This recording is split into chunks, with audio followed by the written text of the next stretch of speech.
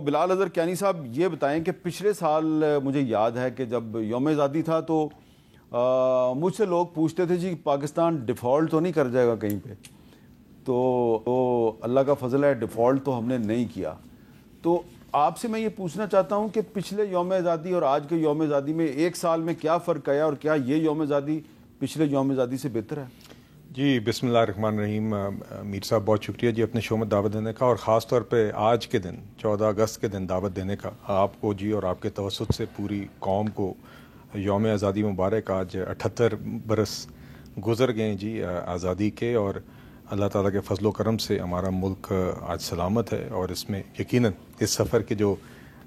تفصیلات ہیں اس میں ہم آگے بھی شو میں روشنی ڈالیں گے، مگر آج میرے خیال سے جی ایک ایسا دن ہوتا ہے، ہم تو ہر دن ہی بطور قوم اس پہ روشنی ڈالتے ہیں، مگر آج وہ دن ہے جس پہ ہم آزادی کے شہداء کو سلام پیش کریں، اور قائد اعظم سمیت تمام قیادت جس نے پاکستان کے وجود کو ممکن بنایا، جو قربانیاں اس ٹائم پہ ہمارے آباء و اجداد نے دیں، جو اس ٹائم پر کوششیں اور کاوشیں ہوئیں جس کے نتیجے میں قربانیاں، جس کے نتیجے میں ملک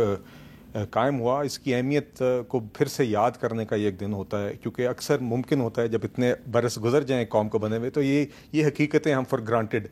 شاید لینے کا رسک ہوتا ہے، تو وہ دن ہوتا ہے جس میں ہم خود بھی ریفلیکٹ کریں، اپنے بچے بھی، بزرگان سب مل کے ریفلیکٹ کرتے ہیں کہ اس کی اہمیت اور اس کے پیچھے حقائق اور حقیقت کیا ہے۔ اور جو آپ کا سوال ہے میر صاحب، دیکھیے اس کے حوالے سے دو پہلو ہیں۔ ایک تو آپ نے معیشت کے حوالے سے بات کی، تو یقیناً پچھلے سال یہ بات ہو رہی تھی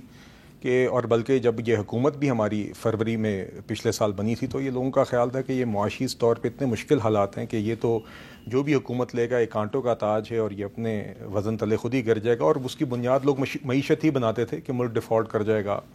آئی ایم ایف کے ساتھ نیا پروگرام طے پایا جائے گا کہ نہیں۔ تو پچھلا سال ہم نے بجٹ بھی ایک پیش کیا، آئی ایم ایف کے ساتھ اس وقت نیگوسیشنز بھی جاری تھیں، سپتمبر میں جا کے فارملی وہ پروگرام بھی کا بھی آغاز ہوا، اور الحمدللہ اس کا ریویو ہم نے، آپ نے دیکھا کہ مارچ میں اس کا سٹاف لیول اگریمنٹ ہوا، مئی میں ہم نے وہ ریویو پاس کیا، اور اس ایک سال کے اندر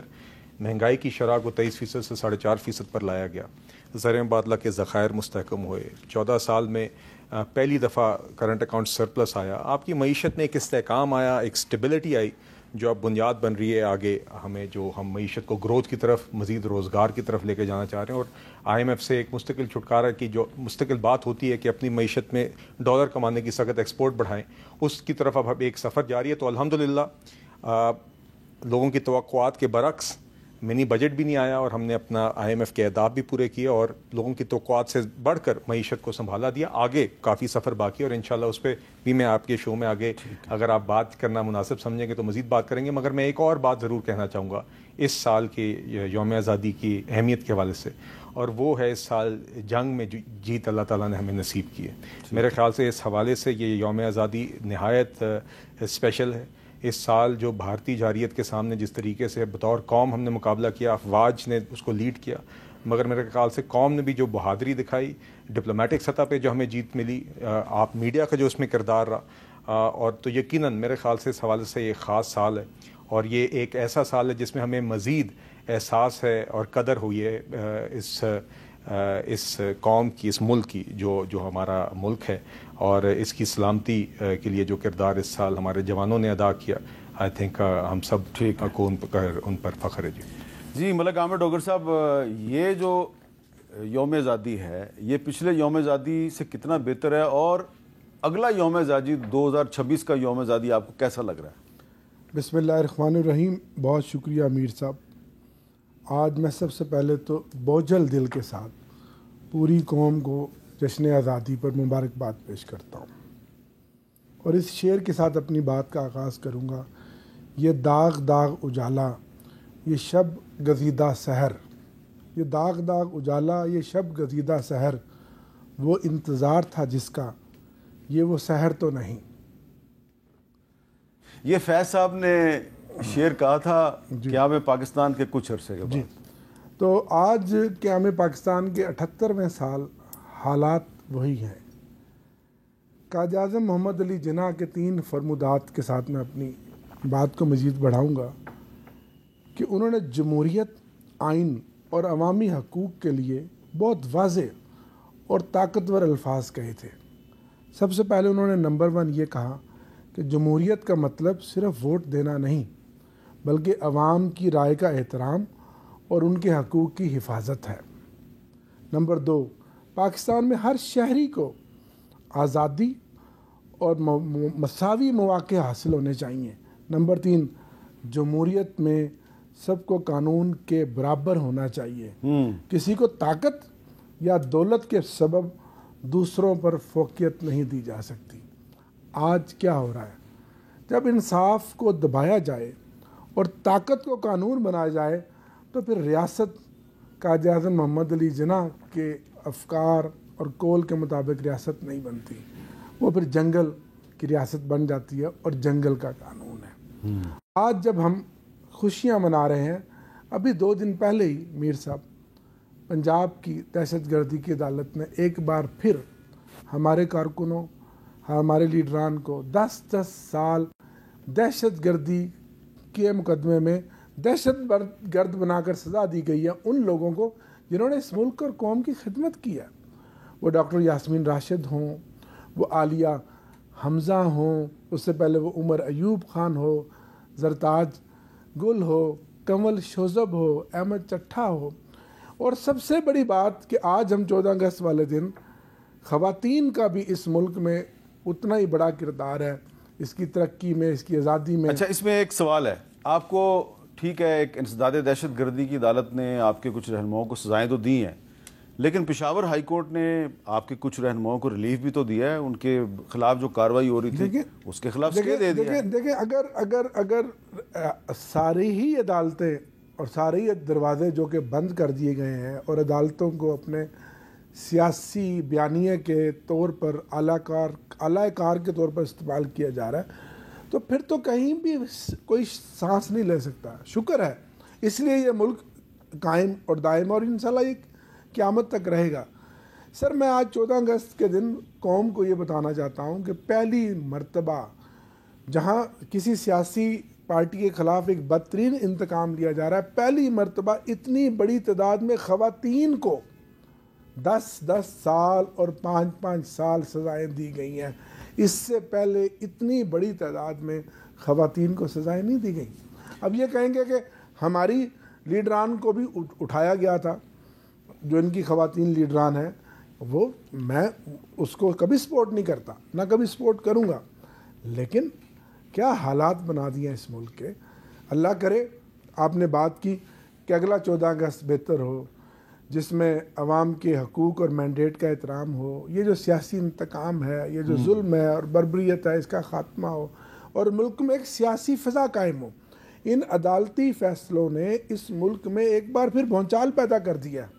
لیکن یہاں میں اپنے عزیز بھائی کی ایک بات کو ضرور آگے بڑھاؤں گا کہ یہ ہم سب کا کریڈٹ ہے کہ اس سال ہم نے جو اپنے دشمن کے دانت کھٹے کیے ہیں اور اس مودی کو جو کسائی ہے گجرات کا، اس کو شکست فاش دیا، پوری قوم، چلیں اس معاملے پہ ہم کہتے ہیں، پوری قوم، تمام سیاسی جماعتیں، ٹھیک ہے، تحریک انصاف،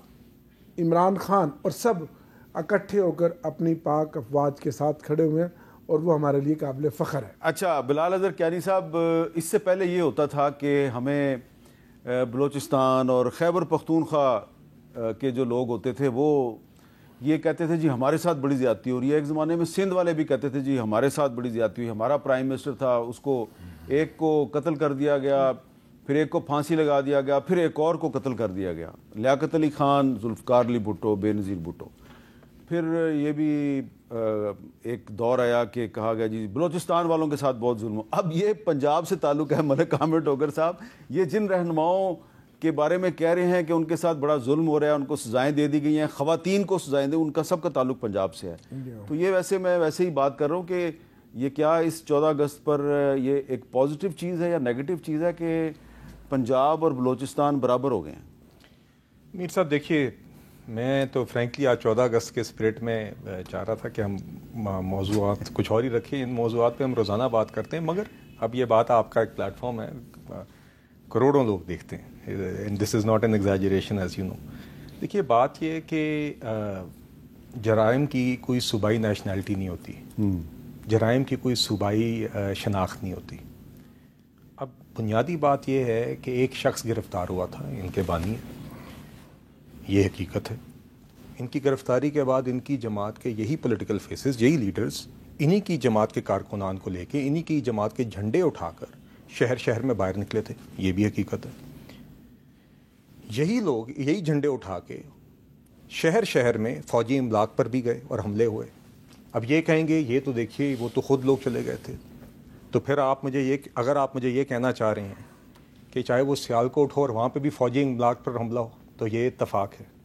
راولپنڈی میں آپ جائیں تو GHQ کی طرف رخ ہو اور حملہ ہو، وہ بھی اتفاق ہے. لاہور میں بھی فوجی املاک پر جناح ہاؤس پر حملہ ہو، وہ بھی اتفاق ہے. پشاور میں بھی فوجی املاک پر حملہ ہو، وہ بھی اتفاق ہے. چکدرہ اور میاں والی میں بھی فوجی املاک پر حملہ ہو، وہ بھی اتفاق ہے. شہداء کی یادگاروں پر بھی حملہ ہو، وہ بھی اتفاق ہے.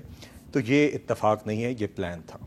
اور یہ سب ہوا اور ان کی جماعت کے لوگوں نے کیا اور ان کی جماعت کا یہ پلان تھا. اور جب یہ کام ہو گیا تو اگلے دن جو شخص گرفتار ہوئے تھے ان کے کورٹ سے باقاعدہ ایک ویڈیو بیان آیا جس کا لب لباب یہ تھا کہ اگر آپ مجھے ہاتھ لگاؤ گے تو یہی ہوگا. تو دیکھیے ایک سنگین جرم ہوا. یہ کانٹیکسٹ بڑا ضروری ہے. اس لیے میرے نزدیک تو فرینکلی میں یہ کسی ایک انڈیویجول کیس پہ نہیں آپ کے ساتھ کامنٹ کرنا چاہوں گا. دیکھیے وہ ATC کورٹس میں فیصلے ہوئے ہیں، آگے اپیل کے مواقع موجود ہیں، وہ ایک لیگالٹیز ہیں، ٹیکنیکلٹیز ہیں، ہر شخص اپنا مقدمہ لڑے. مگر یہ جرائم ہوئے، اس میں سزائیں ہونی چاہیے تھیں. اور یہ ہرگز بھی یہ تاثر دینا کہ جلد بازی میں آئیں، یہ 2.25 سال بعد یہ سزائیں ہوئی ہیں. میرے نزدیک یہ اتنے سنگین جرائم تھے کہ ان کی سزائیں فیئر سزائیں ہفتوں میں آنی چاہیے تھی، 2.25 سال بعد نہیں. یہ دیر آئے درست آئے کا معاملہ تھا. مگر آج میں سمجھتا ہوں یہ اتنے سنگین جرائم ہیں کہ ان کے اوپر آپ کو سزائیں اگر آپ نہیں دیں گے تو آپ غلط پریسیڈنٹ سیٹ کریں گے. ہاں، جس نے جرم کیا ہے اس کو سزا ملنی چاہیے، جو بے گناہ ہے اس کو رہا ہونا چاہیے. اس کا ایک جوڈیشل پروسیس ہمارے ملک میں موجود ہے.